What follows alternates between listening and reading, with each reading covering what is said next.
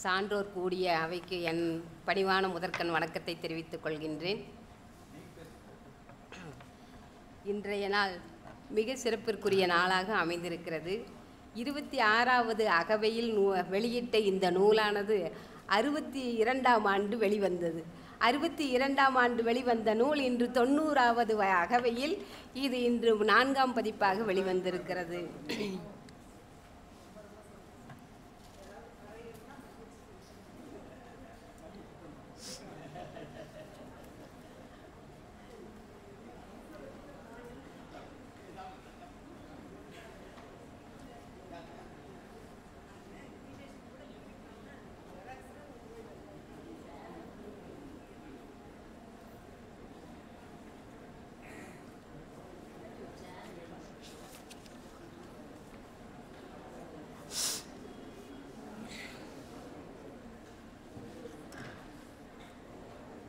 இந்த நூலினுடைய சிறப்புகள் குறித்து ஆய்வுரையாக நான் உணர்ந்தவற்றை உங்களிடம் பகிர்ந்து கொள்வதற்காகவே இங்கு வந்திருக்கின்றேன்.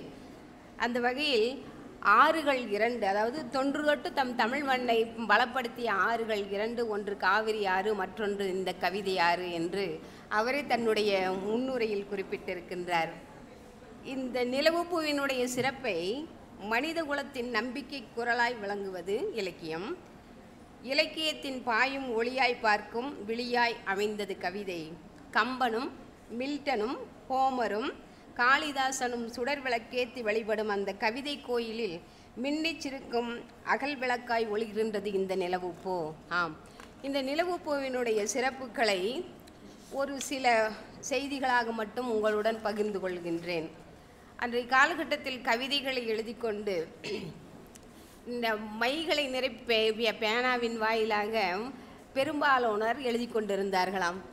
அந்த வகையில் ஒரு சமயம் கலைவாணர் NS கிருஷ்ணன் ஒரு மாநாட்டில் பேசுகிறாராம். எழுத்தாளர்கள் எப்படி அந்த எழுத்தை பயன்படுத்துகின்றார்கள் என்று. இன்று எழுத்தாளர்களுக்கு உங்களுக்கு தெரியும், இன்று நடைபெறுகின்ற சமூகத்தில் ஏற்படுகின்ற வறுமை, லஞ்சம், இது போன்ற பல்வேறு விஷயங்களை அவர்கள் தன்னுடைய கவிதைகளை பதிவாக்கி இருப்பார்கள். அது பதிவாக்கப்பட்டிருக்கக்கூடிய அந்த கவிதைகளில் அனைத்துமே நன்றாக இருக்கும் என்று சொல்ல முடியாது. ஆனால் கவிதைகளை அன்று சொல்லியிருக்கிறார். தற்போதைய எழுத்தாளர்கள் பேனாவை எப்படிப்பட்ட மையினால் தொட்டு எழுதுகிறார்கள் தெரியுமா?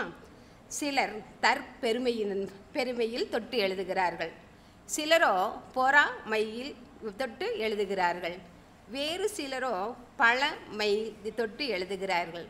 பரவாயில்லை, இவற்றையெல்லாம் அருமையான எழுத்துக்கள் என்று சொல்லாவிட்டாலும் ஓரளவு ஏற்றுக்கொள்ளலாம்.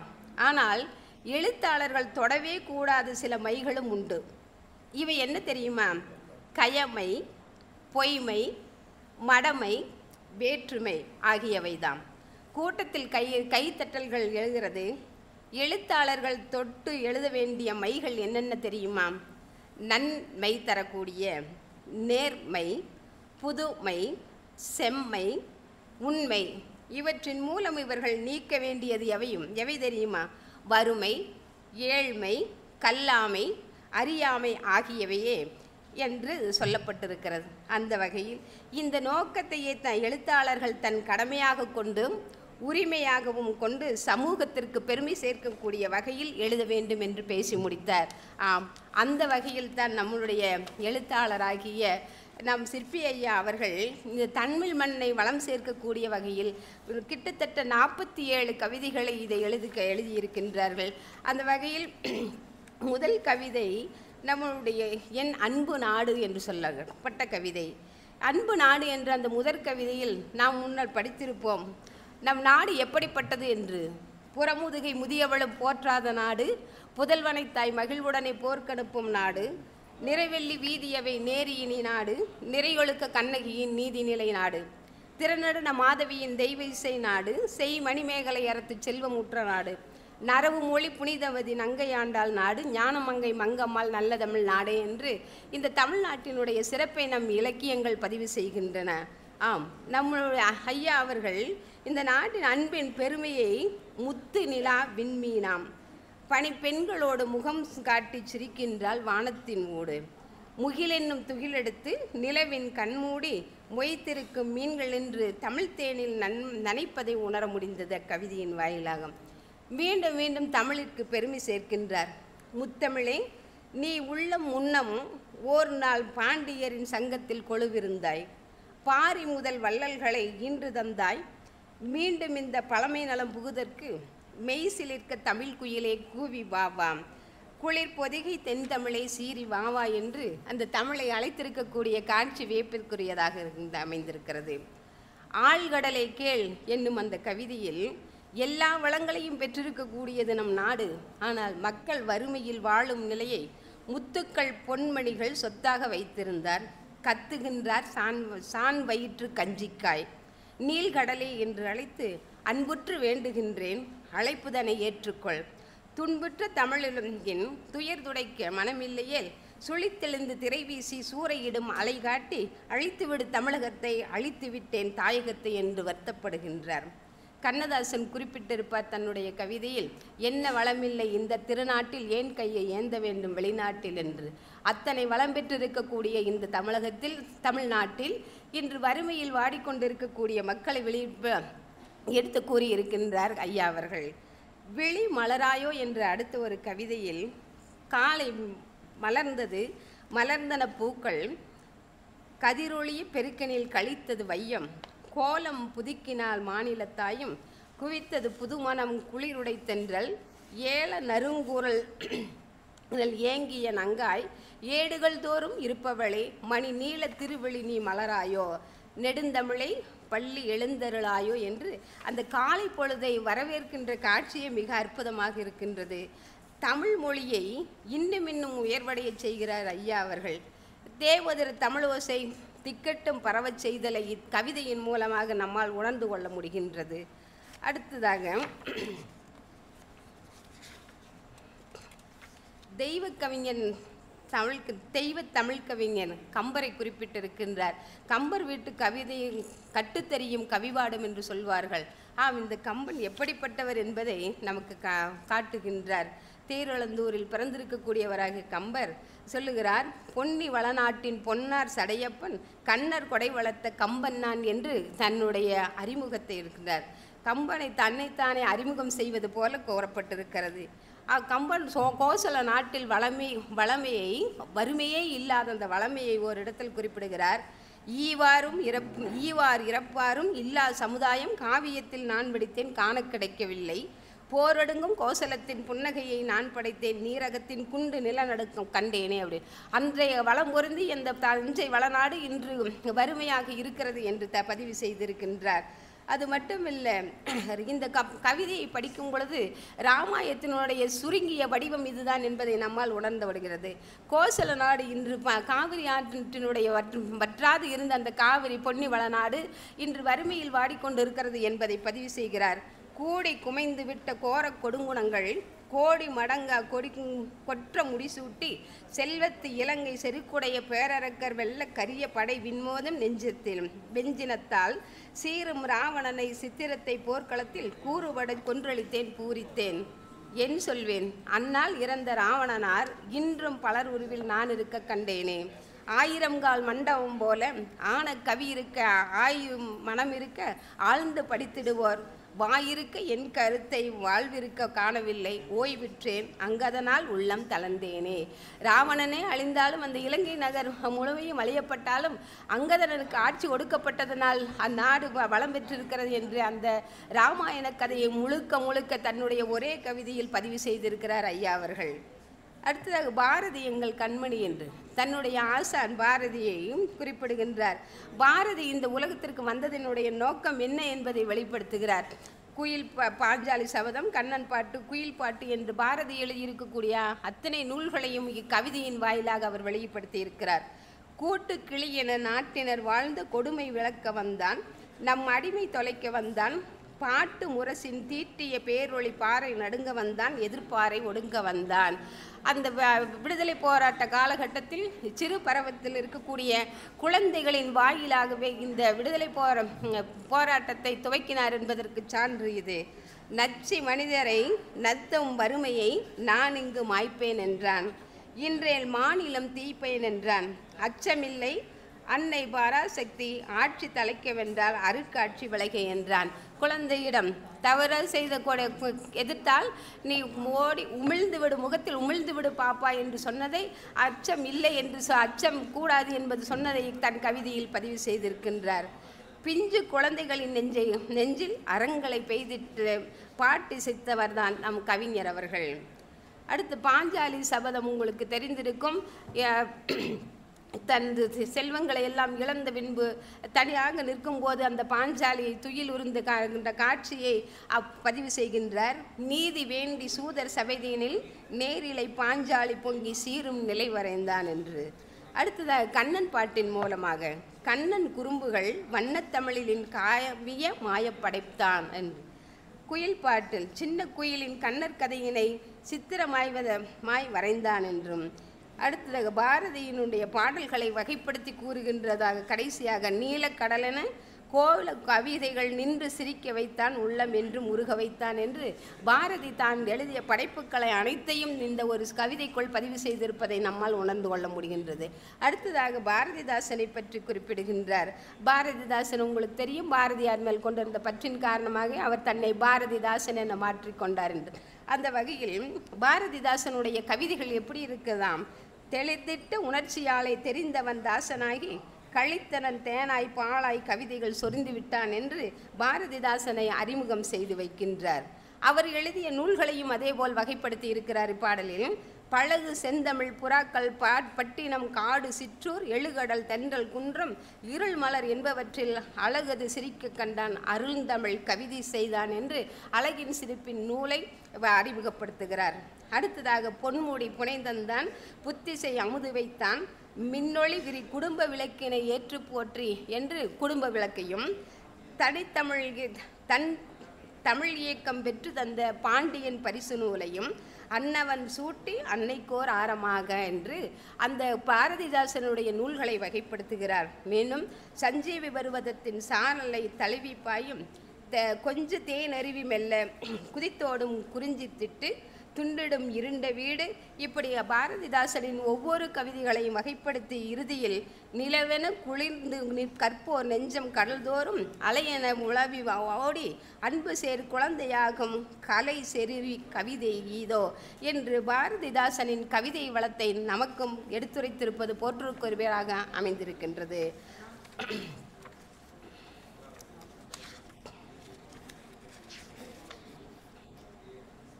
அதே போல சிறு வயதாக இருக்கும் பொழுது அன்பு செலுத்தக்கூடிய அந்த அழகை காதல் அரும்பு என்ற ஒரு கவிதையில் கொடுத்திருக்கிறார். தலைவனுடைய அன்பு வெளிப்படும் தலைவன் தலைவியினிடையே ஏற்படுகின்ற அந்த காதல் உணர்வை வெளிப்படுத்துகிறார். நீளவான வீதியில் நீந்தும் நிலவென நெஞ்சத்து வீதியிலே நாள்தவரா தந்த வாழ்விழி நங்கையும் நல்லிசை மீட்டுகின்றாள் ஏதோ நல்லிசை மீட்டுகின்றாள் என்று தினந்தோறும் அப்பெண்ணினுடைய தலைவியினுடைய ஞாபகத்தை அந்த அன்பினுடைய வெளிப்பாட்டை இங்கு பதிவு செய்திருக்கின்றார். அதே போல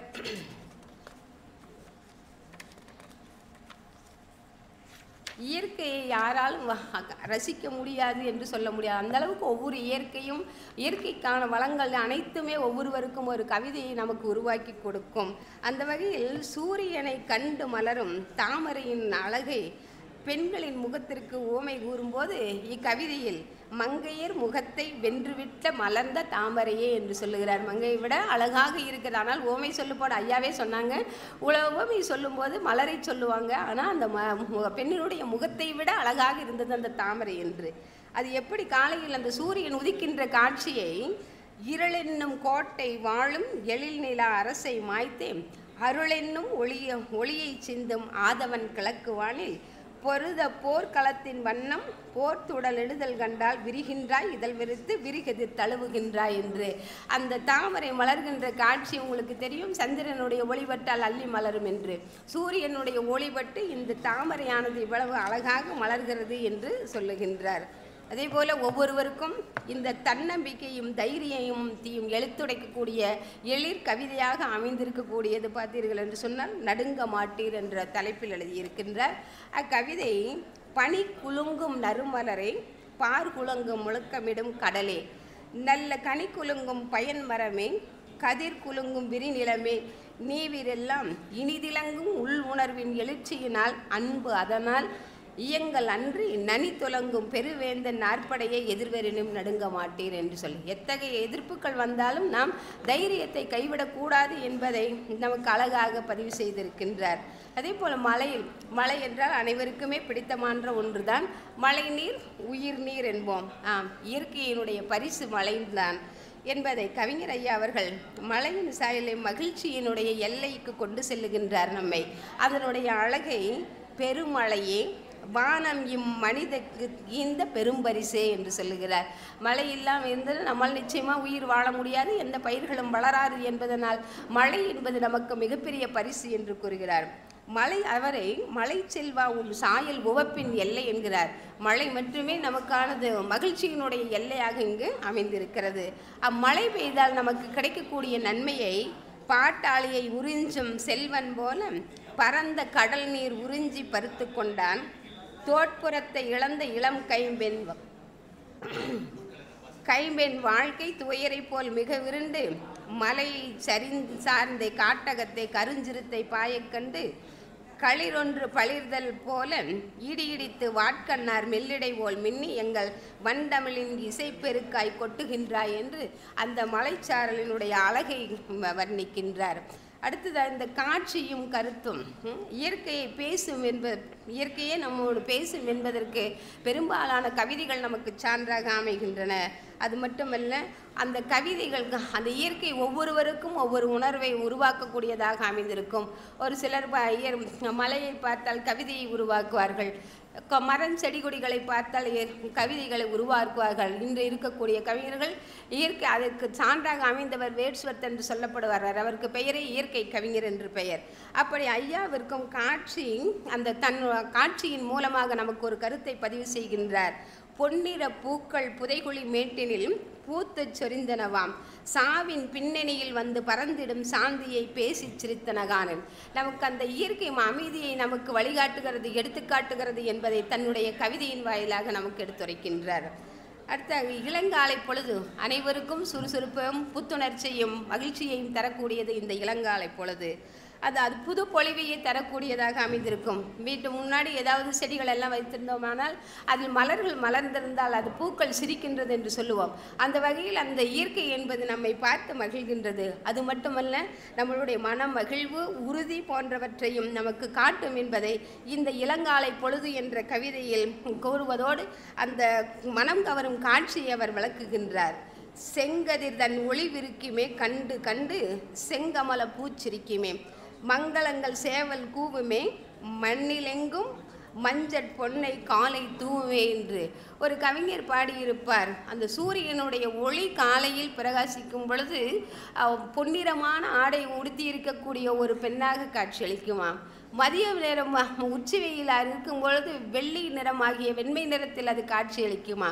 மாலை பொழுது அந்த அழகு செந்நிறமாக காட்சியளிக்கும். அந்த பெண்ணினுடைய முகத்தோற்றம் இந்த 3 வேளைகளில் நிறம் மாறுகிறது என்று சொல்லி அந்த பெண்ணினுடைய அழகை வர்ணித்திருப்பார் ஐயா அவர்கள். அந்த இளங்காலை பொழுது எப்படி இருக்கிறது என்று சொல்றார். நீள்கடலின் அலைகள் பாடுமே, புத்துணர்வால் நீநிலமும் மகிழ்ச்சி கூடுமே, தோள்களிலே வலிமை தூக்கியே உழவர் செல்லத் தொடங்குவார்கள் கழனி நோக்கியே, ஆலமர கிளைகளின் கூடியே பறவையினம் மாதவனின் வரவை பாடவே, காலை தரும் புதுமை ஓவியம் மனங்கவரும் காட்சியெல்லாம் அழகின் காண்பாய் காவியம் என்று அந்த காலை பொழுதினுடைய அழகை தன்னுடைய கவிதையில் காவியமாக படைத்திருக்கின்றார். அடுத்ததாக தன்னுடைய இந்த நூலினுடைய பெயராகிய நிலவு பூ, நிலவு பூவாக வர்ணித்திருக்கார். பாரதிதாசன் குறிப்பிடுவார், நீலவான் ஆடைக்குள் உடல் மறைத்து நிலவென்று காட்டுகின்றாய் ஒளிமுகத்தை, கோலம் முழுதும் காட்டிவிட்டால் காதர் கொள்ளையிலே உலகம் சாமோ, வான சோலையிலே பூத்த தனிப்பூவோ பூ நீதான், சொக்கவெள்ளி பார்க்குடமோ அமுத ஊற்றோ, காலை வந்து செம்பருதி கடலில் மூழ்கி கனல் மாறி குளிரடைந்த ஒளிப்பிளம்போ என்று அந்த நிலவினை பாரதிதாசன் வர்ணித்திருப்பார். ஐயா அவர்கள் வெள்ளி சிறகுகளின்றி பறந்திடும் வெண்புறாவோ நிலாவு, அங்கு துள்ளி திரிந்திடும் புள்ளிமான் கூட்டமும் தோன்றும் விண்மீன்களெல்லாம், துன்ப வெள்ளத்தில் வீழ்ந்த ஓர் வேள்விழி மங்கை விரிந்த முகக்காட்டில் உள்ளம் அள்ளி அதனை தேடுவதற்கும் அந்த நிலா பயணம் என்று அந்த நிலவினுடைய அழகை அவரை விட ஒரு மடங்கு தன்னுடைய குருவை விட உயர்ந்ததாக கவிதையை பதிவு செய்திருக்கக்கூடியதை நாம் காணலாம். அடுத்ததாக இந்த பொன்னி நதியினுடைய அழகை மீண்டும் ஒரு பாடலில் வர்ணிக்கின்றார். காவிரியினுடைய சிறப்பு எழிலன்னை இளமை தென்றல் இணைந்திட இசையாய் சென்றால் பொழில் முதல் விளங்கி பன்னூல் புகழ்ந்திட இயலாய் நின்றால் முழுநில அமுதம் பாய முதுகரை மயில்களாட அழகு கூத்து இயற்றிய பொன்னி அன்னை முத்தமிழும் ஆனாள் என்று அந்த காவிரி ஆற்றினுடைய அழகை வர்ணிக்கின்றார்கள். காவிரி ஆற்றினுடைய அழகை சொல்லுவார்கள். அதாவது அகன்ற காவிரி ஆடுதாண்டா காவிரி என்று காவிரியினுடைய பரந்த விரிந்த பரப்பையும் மிகச்ச குறுகிய பரப்பையும் அவர் கூறியிருக்கக்கூடியதை ஐயா அவர்கள் அந்த காவிரி ஆற்றினால் நாம் பெறுகின்ற இன்பம் எப்படி இருந்தது என்பதை சொல்லுகின்றார். அது மட்டுமில்லை, மலைச்சாரல்கள் மலைப்பகுதி ஒவ்வொருவரும் பார்த்தீர்கள் என்று சொன்னால் இந்த விடுமுறை காலகட்டங்களில் மலைப்பகுதிகளை கழிப்பது இயல்பாக ஒன்று அமைந்திருக்கிறது.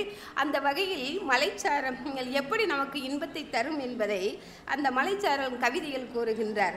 மலையருவி முழக்கமிடும் மந்தியின மஞ்சி குலைவாளை மரம் விட்டு குதித்து ஓடி பாயும் என்று அந்த மலைப்பகுதியில் இருக்கக்கூடிய குரங்கினங்கள் அங்கு வாழும் மக்கள் அந்த பறவைகள் ஆகியவற்றை சொல்கின்றார். அதோடு மட்டுமல்லாது அந்த மலை மீது பகிழ்கின்றதாகிய அந்த முகில்களின் கூட்டம் எவ்வாறு அழகாக இருக்கிறது என்பதை வெண்முகில் தான் வருவது போல் விரை கொக்கின கூட்டம் மேகக்கூட்டம் மென்மையாக இருக்கிறதை கொக்குக்கு உவமையாக்கி கூறுகின்றார்.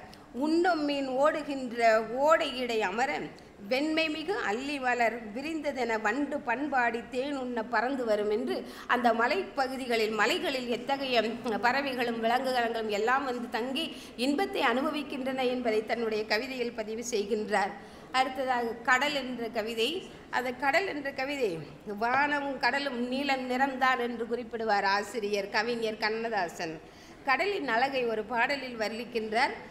காலை வெயில் பொன் சரிகையோடு வைரம் காய்ந்திருக்கும் நீல மலர்காடு என்று. இது மாதிரியான உறவுமே யாருமே கூறியிருப்பார்களா என்று எனக்கு தெரியவில்லை. அந்த அளவுக்கு காலை வெயிலில் பொன் சரிகையோடு அந்த நீலம் சூரியன் உதித்து வருகின்ற அந்த காட்சியை பார்த்தீர்கள் என்று சொன்னால் அந்த கடல் வந்து நாம் சொல்கிற நீல நிறமாக இருக்குது. ஆனால் அந்த சூரியன் மேலெழுந்து வரும் பொழுது அப்படியே ஒரு பொன்னிறமாகவும் அந்த கடல் பரப்பு முழுவதும் காட்சி அளிக்கும். காலை நேரத்தில் காய்ந்திருக்கும் நீல மலர்காடு கடல் சூழ் கருத்த மாமுகில்கள் சூழ வந்து தோன்றி தாய் வீடு எல்லைக்கோடு என்று அந்த கடலினுடைய அழகை அவர் வர்ணிக்கின்றார். இதோடு நிறுத்தியிருந்த பரவாயில்லை. அடுத்து வானவில் அந்த மேகங்கள் எல்லாம் தண்ணீரை முகர்ந்து சென்று மீண்டும் அந்த மழை பெய்வதற்கு முன்பு தோன்றுமே அந்த வானவில்லினுடைய ஏழ்வண்ண நிகம் அந்த ஏழ்வண்ண நிறம் மனிதனுக்கு எவ்வளவு அழகை அங்கு காட்டுகிறது அப்படிங்கிறது சொல்றாரு. வானவில்லினுடைய அழகில் மயங்கிய ஆசிரியர் நீலம் சேர் வானகத்தில் அழகு வெள்ளம் ஏழ நான் உண்டேன் கண்டாய் இமைப்பதை மறந்தே போனேன் என்று சொல்றார். அந்த வானவில்லை பார்த்த அழகுல அவரே என்ன மறுபடியும் என்ன செய்யறதுன்னு சொல்லி தெரியாமல் இருந்தது மாதிரி சொல்றார். அதாவது இமைப்பதற்கும் கூட மறந்து அந்த 7 வண்ணங்களை உடைய அந்த வானவில்லை ரசித்து கொண்டிருந்த காட்சியை சொல்றார். அதில் 7 வண்ணங்களும் என்ன என்று குறிப்பிடுகிறார்.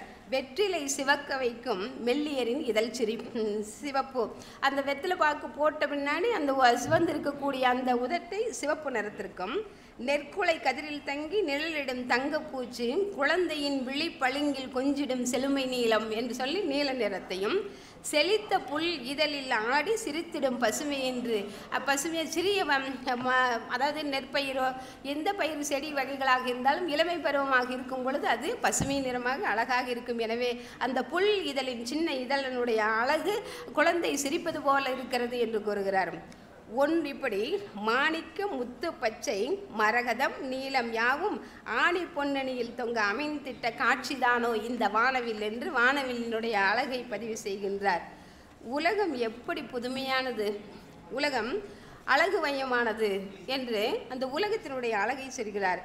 பூமி தாயினுடைய புதுவையும் இந்த வையத்தினுடைய மனப்பையும் காணுதற்கு வாழ்நாள் மட்டும் போதாது, இன்னும் 100 ஆண்டுகள் நாம் இங்கு பிறப்பெடுத்து வாழ வேண்டும் என்பதை தாய்மடி மீது ஓடி தவழ்ந்திடும் குழந்தை போல பாய்ந்திடும் ஓடை மின்னல் பனிமலை விண்மீன் எல்லாம் வாய்ந்திடும் அழகு வைய மனப்புக்கள் காணுதற்காய் தேய்ந்திடும் வாழ்நாள் இன்னும் திரும்பாதோ 100 ஒவ்வொரு இடங்கள்லையும் உங்களுக்கு தெரியும், குண்டு போட்டு அழிச்சிட்டு இருக்கிறாங்க. ஒரு பக்கம் புதிய புதிய நகரங்களை உருவாக்குறாங்க. இந்த மாதிரி ஒவ்வொரு இடங்களும் எப்படிப்பட்டது என்று சொன்னால், இயற்கை இந்த பூமி தாய் நமக்கு தந்திருக்கக்கூடிய பரிசாக அழகாகவே அமைந்திருக்கிறது என்று தன்னுடைய கவிதையில் பதிவு செய்திருக்கின்றார். அடுத்ததாக ஐயா இவ்வளவு இயற்கை சமூகம் இதை பற்றியே சொல்லி இருக்கிறார்கள் என்று நினைத்து மறுபடியும் நான் படித்து கொண்டே வந்த பொழுது தெரிந்தது ஆன்மீகத்திலும் அவருக்கு ஈடுபாடு உண்டு என்பதை. அந்த தொடுத்தாய் நீ என்ற ஒரு கவிதையில் சொல்லுகிறார். சிவன், திருமால், முருகன் ஆகியோரினுடைய அற்புதங்களை தன்னுடைய கவிதையின் வாயிலாக எடுத்திருக்கிறார். சிவபெருமானை பற்றி ஒரு இடத்தில் குறிப்பிடுகிறார். குன்றெடுத்து தோல் நலிய குனிந்திட்டாய் சிறிய விரல், கோலெடுத்த பாண்டியர்க்கு குறுநரிகள் விற்றளித்தாய், அன்றெடுத்த மலைச்சிலையாய் அகுணர் குளம் அளித்தாய், ஆற்றளந்த பார்க்கடலில் ஆழம் குடித்து வந்தாய். திருப்பார்கடலை கடைந்த பொழுது வந்த விஷத்தை அவர் அருந்தியவர். குன்றெடுத்து தோல் நலிய குனித்திட்டாய் சிறிய விரல், தன்னுடைய விரலால் அந்த மலையை பெயர்த்ததை அவர் ராவணனுக்காக மலையை அழுத்தியதை அவர் குறிப்பிடுகின்றார். அடுத்து கோலெடுத்த பாண்டியருக்கு குறுநரிகள் விற்றளித்தார், மாணிக்க வாசகருக்காக நரியை பரியாக்கிய செய்தி அங்கு குறிப்பிடுகின்றார். அன்றெடுத்த மலைச்சிலையால் அவுணர் குளம் அளித்தாய் என்று சொல்லி அசுரர்களை அழித்த செய்தியை பகுதியில் குறிப்பிடுகின்றார். அடுத்து திருமாலினுடைய எல்லா அவதாரங்களையும் குறிப்பிட்டது போல திருமாலினுடைய நிலையாக ஒரு பாடலில் குறிப்பிட்டுகிறார். பிளந்திட்ட பெருந்தூணில் பிறந்திட்டாய் அரியோய், அதாவது சிம்ம வடிவம் எடுத்து அந்த அசுர இரணியனை அழித்த கதையை நரசிம்ம அவதாரமாக குறிப்பிடுகிறார். பின்னும் ஒரு பொன்னிலங்கை பெருவிரலால் பொடி செய்தாய் என்று அந்த இலங்கை நகரத்தை அழித்த காட்சி. ஒளி சேரும் பாம்பனையில் உறங்கி உலங்களித்தாய், ஆதிசேஷனுடைய பாம்பின் மேல் அவர் பஞ்சனை கொண்டிருக்கக்கூடிய காட்சி. ஓர்குன்றம் கொடையாக்கி முன்கரத்தில் ஏந்தி நின்றாய், கோவர்த்தன மலையை கொடையாக்கி அந்த பகுதியில் இருந்த மக்களை காப்பாற்றியது. இப்படி திருமாலினுடைய சிறப்பை கூறுகின்றார். அடுத்து முருகப்பெருமானை கன்னி குரமகளை கைப்பிடிக்க வேடமிட்டாய், காதல் அருணகிரி கவிதைக்கு தாளமிட்டாய், தின்ன கணிதை வேண்டி திருவுலகம் வலம் வந்தாய், தீய அரக்கர் குலம் நீராக வேலெடுத்தாய் என்று அவர் குரத்தி பெண்ணாகிய வள்ளியை திருமணம் முடிந்தது. அருணகிரிநாதர் திருப்புகழை எழுதுவதற்கு வழியமைத்தது. தின்ன கனி வேண்டி திருவுலகம், அதாவது விநாயக பெருமானுக்கும் முருகப்பெருமானுக்கும் அந்த ஞான பழத்தை பெற்றுக்கொள்வதற்காக நடந்த அந்த இதனில் அந்த உலகத்தை சுற்றி வந்த அந்த பழத்தை பெற்றுக்கொண்டது. தீய அரக்கர் குலம் நீராக வேலெடுத்தாய் என்று அந்த சூரபத்மனை அழித்த காட்சி ஆக நிகழ்வுகளை பதிவு செய்திருக்கின்றார் ஆசிரியர் இந்த கவிதையில். அடுத்து மழலை காலம், எல்லாம் விட இந்த குழந்தை பருவம் உண்மையிலேயே மிகச்சிறந்த குழந்தை பருவம் என்பது அனைவரும் குறிப்பிடுவார்கள். அதாவது இளமை நிலையாது, யாக்கை நிலையாது, செல்வம் நிலையாது என்ற தத்துவ கருத்தில் இனிமையானது தான் இந்த இளமை காலம் என்பது. அந்த காலம் என்பது போனால் திரும்ப வராதது. எனவே ஓடும் மலையருவி போல இளமை ஓடும், யார் தடுக்க வல்லார்? கூடும் நரை முதுமை துன்பம் இயற்கை கூத்தின் விளக்கு ஏது மாற்றம். இனிது மிக இனிது காலம், இனி என்றும் வாரா மழலை காலம். கனிந்தே அழைத்தாலும் இனி காண்பதெல்லாம் மரண ஓலம். அப்படியே ஐயா சொன்னது போல ஆண்டொன்று போனால் வயதொன்று போகும், அது சென்று கொண்டே இருக்கும். ஆனால் இனிமையான காலம் என்பது இந்த மழலை காலம் என்ற குழந்தை பருவம் என்பதை அவர் குறிப்பிடுகின்றார். அடுத்ததாக வெறும் கவிதை அனைவரும் சொல்லுவார்கள், உள்ளத்து உள்ளது கவிதை, இன்ப ஊற்று எடுப்பது கவிதை என்பார்கள். ஆம், அது உண்மைதான். ஒவ்வொருவருக்குள்ளும் எப்படி கவிதை என்பது உருவாகிறது என்பதை இக்கவிதை என்ற கவிதையிலேயே அவர் பதிவு செய்திருக்கிறார். நெஞ்சில் விதைத்த விதை நினைவில் பயிராகி கொஞ்சி வரும் கற்பனையில் கூத்தாடும் பூக்காடு என்று ஒவ்வொருவருக்குள்ளும் தனது தோன்றுகின்ற அந்த எண்ணங்களை கவிதையாக வடிக்கப்பட்டிருக்கிறது என்பதை குறிப்பிட்டு, பணியெதிர்க்கும் முத்தருவி, பாடி வரும் தமிழருவி, கடியெதிர்க்கும் தேனருவி, கவிதை எனும் மணியருவி என்று அந்த கவிதையை அருவியாக கொட்டுகின்ற அந்த நிலையை அந்த கவிஞர்களினுடைய மிகப்பெரிய உச்சகட்டமாக இந்த கவிதையில் சொல்லப்பட்டிருக்கின்றார். மனிதனும் இயற்கையும் என்ற அந்த கவிதையில் மனிதன் இயற்கையை வென்றுவிட்டான், ஆம் என்று பெருமை கொள்கின்றோம் என்று. ஆனால் அது பெருமை இல்லை, சிறுமைதான் என்பதை, இயற்கையை அழிப்பதனால் நமக்கு என்ன கிடைக்கும் என்பதை இக்கவிதையில் பதிவு செய்து விட்டிருக்கின்றார். கண்கள் இமைக்கும் முன் மண்ணுலகை சுடு காடென செய்வதென்றான், அங்கு மண்டிய காட்டில் நீயும் ஒருபுறம் ஆய்தல் உறுதி என்றார். இப்படி ஒவ்வொன்றா அழித்து கொண்டு காடுகளை அழித்து கொண்டிருந்தால் நீயும் ஒரு நாள் நிலையாக இருக்க மாட்டாய் என்பதை கூறி இயற்கையை அழிக்கக்கூடாது என்பதை நமக்கு எடுத்துக்காட்டி இருக்கின்றார். அதே போல ஓவியம், இயற்கைக்கு உயிர் கொடுப்பவர்கள் தான் இந்த ஓவியர்கள். அவர்கள் பார்வையில் கல்லும் பேசும், கடலும் நடனமிடும். ஆம், திருமூலர் கூறுவார், மரத்தின் மறைத்தது மாமத யானை, மரத்தின் மறைந்தது மாமத யானை என்று. அது இயற்கை ஓவியமாக வரைந்தால் அது உயிர் ஓவியம் என்று சொல்லுகின்றோம். அந்த வகையில் காணும் இயற்கையில் காண நலத்தையும் கற்பனை உள்ளத்தினால் கண்முன் காட்டும் திறனுடையோன் இந்த ஊனும் நிகழ்ந்திடும் தேனிசையை உயிர் ஓவியம் ஆக்குவோனோ அந்த உள்ளம் திகைத்து விட்டார் என்று அந்த ஓவியங்களை உயிர் ஓவியமாக மாற்றியிருக்கக்கூடிய தன்மையை நமக்கு எடுத்து காட்டியிருக்கின்றார். அதே போல் அந்த குழந்தை பருவத்தை மகிழ்ந்து எப்படி கொண்டாட வேண்டும் என்பதை குறிப்பிடுகின்றார். குழல் இனிது யாழ் இனிது என்ப தம் மக்கள் மழலை சொல் கேளாதவர் என்று சொல்லி குழலினுடைய ஓசையும் யாழினுடைய ஓசையுமே இனிமை என்று கூறுவார்கள். அதே போல பாண்டியன் அறிவுடை நம்பி படைத்து பல என தொடங்கும் பாடலிலும் கூட இந்த மழலை செல்வம் இல்லாத அந்த வாழ்க்கை வீணான நாட்கள் என்று குறிப்பிடுவார்கள். கவலையை மறந்து மகிழ்வூட்டக்கூடிய அந்த ஒரு காலம் எது என்று சொன்னால் அந்த குழந்தை இருக்கக்கூடிய காலம்தான். வெளியே பல இடங்களுக்கு சென்று துன்பமாக அல்லது வருத்தத்தோடு சென்று வரும்போது அந்த குழந்தையினுடைய முகத்தை பார்த்தால் அத்தனை அந்த வருத்தமும் நீங்கிவிடும் என்பதற்கு சான்று காட்டுகிறார். முத்திரை பொன்முகத்தில் இன்ப முத்தம் பொழிந்திடவே சித்திர பூஞ்சிருப்பை கண்ணை சிந்தி மகிழ்ந்திடவா, பிஞ்சு பிணி விரலால் அந்த பேசும் மலர்விழியால் கொஞ்சிடும் நாடகத்தை கண்ணை கூட்டி மகிழ்ந்திடவா என்று அந்த குழந்தையை கொஞ்சும் போது ஏற்படுகின்ற அந்த இன்பத்தை பதிவு செய்திருக்கின்றார். அடுத்ததாக மனிதன் புல் அப்படின்ற மனிதன் புல் என்று சொன்னால் மனிதன் என்பவன் ஒரு பறவைக்கு நிகராக கூறியிருப்பார். மனித சமுதாயத்தினுடைய அறிவாற்றல் எவ்வாறு உயர்ந்து சென்று கொண்டு இருக்கின்றது என்பதை இந்த கவிதையில் பதிவு செய்திருக்கின்றார். நிலத்திடை இன்று நாளை நிலவிடை, பின்னும் ஒரு நாள் செல்ல தடையின்றி விண்ணில் திரைந்திடும் மனித புல்தான். அன்றைய காலகட்டத்தில் ஐயா சொல்லுவது போல முதலில் நீல் ஆம்ஸ்ட்ராங் என்பவர் அந்த இமயமலையின் உச்சிக்கு சென்றார் என்று பார்த்தோம். அடுத்ததாக நிலவில் கால் வைத்தார்கள். இன்று யார் வேணுமானாலும், அதாவது மன தைரியமும் உள்ள உணர்வுகளும் இருந்தால் அந்த மலையையும் கடலையும் எங்கு வேணாலும் கடந்து செல்லலாம் என்பதற்கு சான்றாக இருக்கின்றார்கள். அதைத்தான் அறிவியலினுடைய வளர்ச்சி, தொழில்நுட்ப வளர்ச்சியில் நாம் எங்கு வேணாலும் சென்று மகிழலாம் என்பதை இந்நிலத்திடை இன்று நாளை நிலவிடை பின்னும் ஒரு நாள் செல்ல தடையின்றி விண்ணில் திரிந்திடும் மனித புல்தான். அதுக்கு சான்று உங்களுக்கு தெரியும், கல்பனா சாவ்லா என்பவர்களும் இந்த சமீபத்தில் சென்ற மாதத்தில் சென்று வந்த ஒருவர் 35 நாட்கள் 9 நாட்கள் இப்படி 3 ஓராண்டுகள் இந்த மாதிரியெல்லாம் என்ன செய்கிறாங்கன்னா நிலவில் போய் இருந்து வந்திருக்காங்க அப்படிங்கிறது நம்ம சாதிச்சிருக்கிறாங்க. அப்படிங்கிறதுக்கு முன்பே தீர்க்கதரிசியாக இந்த கவிதையை நமக்கு சொல்லி இருக்கின்றார் ஆசிரியர். அடுத்ததாக ஒரு கவிஞனுடைய நெஞ்சம் எப்படி இருக்கும் என்பதை இன்றைய கவிஞர்கள் பணத்திற்காகவும் புகழுக்காகவும் பாராட்டுக்காகவுமே கவிதை எழுதுகிறார்கள். ஐயா அவர்களோ தன்னுடைய கவிதையின் வாயிலாக நாட்டின் நிலவும் அவலங்களை வேறறுக்க நினைக்கின்றார் என்பதை புரிந்து கொள்ள முடிகிறது.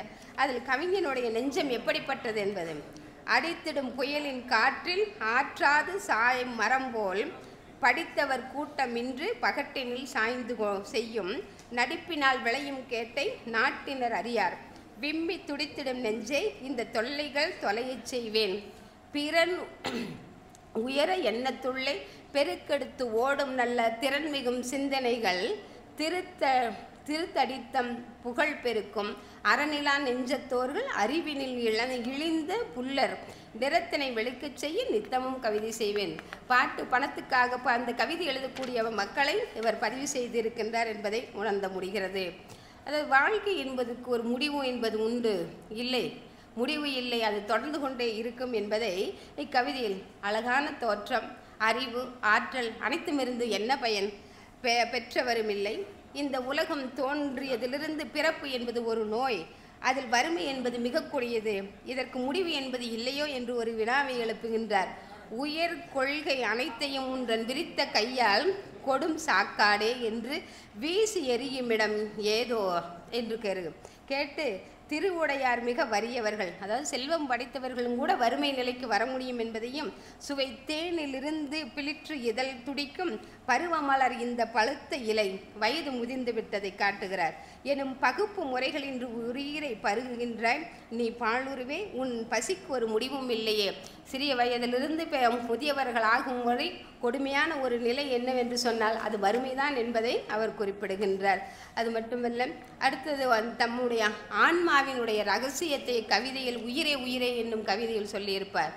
ஆன்ம ரகசியம் என்பது அற்புதமானது என்பதை எடுத்துக்க. மாணிக்க வாசகர் குறிப்பிட்டது போல புல்லாகி பூடாகி பல்விருகமாய் பாம்பாய் தேவராய் கடங்களாய் செல்லான் என்று தாவர சங்கமத்துள் எல்லா பிறப்பும் பிறந்திழைத்தேன் எம்பெருமானே என்று மனித பிறவியினுடைய அத்தனை பிறப்புகளையும் சொல்லியிருப்பார்.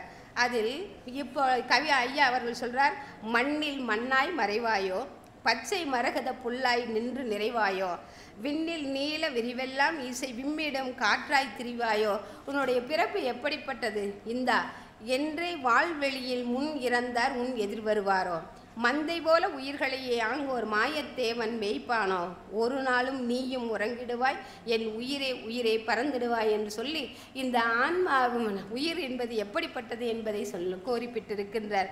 அதே மாதிரி அவரே குறிப்பிட்டார், தன்னுடைய கல்லூரி நினைவுகள் எல்லாம் இருந்தது அந்த போதுமடா போதும் என்ற ஒரு கவிதையில் கூறியிருப்பதை நாம் அறிந்தோம். அது ஆங்கில கவிஞர்கள் தமிழ் கவிஞர்களை பற்றி கூறியதும் தமிழ் உலகத்தை பற்றி போற்றியதும் போக மீண்டும் இந்த ஆங்கில கவிஞர்களை பற்றி முதலில் வேர்ட்ஸ்வர்த்தை பற்றி குறிப்பிட்டிருக்கிறார். அவர்களுடைய கவிதையில் அவர் எப்படிப்பட்டவராம், இளம் பள்ளி பருவத்தில் ஈர்த்தன்னை கவர்ந்ததும் இக்குறளை. ஐயாவிற்கு கவிதை எழுதுவதற்கு முன்மாதிரியாக விளங்கியவர் அவர்தான்.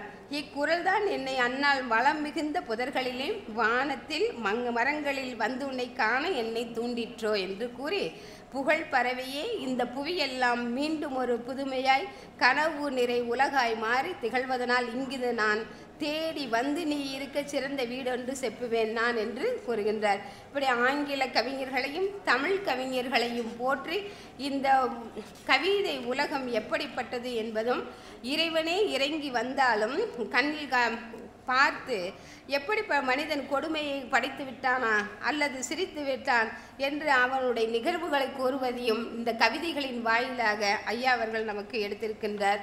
எத்தனை அழகு வென்றாலும் ஒரு நாள் அது மறைந்துவிடும், அறிவு ஒன்றே நிலையானது. 47 கவிதைகளை படிக்கும் பொழுது 47 லட்சத்திற்கு மேல் அதனுடைய கருத்துக்கள் என்னை கவர்ந்தன. இந்த விந்தைகளை உங்களோடு பதிவு செய்து கொள்வதற்காகவே நான் இந்த ஆய்வுரையை ஏற்றுக்கொண்டேன். அந்த வகையில் ஐயாவினுடைய கவிதைகள் நான் அறிந்து கொண்டவற்றை உங்களோடு பகிர்ந்து கொண்டேன். இந்த வாய்ப்பை நல்கிய கல்லூரி முதல்வர், தமிழ்துறை, என்னுடைய பணியாற்றுகின்ற பேராசிரியர் பெருமக்கள், மாணவ செல்வங்கள் அனைவருக்கும் மீண்டும் ஒரு முறை என்னுடைய நன்றியை உரித்தாக்கி கொண்டு விடைபெறுகிறேன். நன்றி.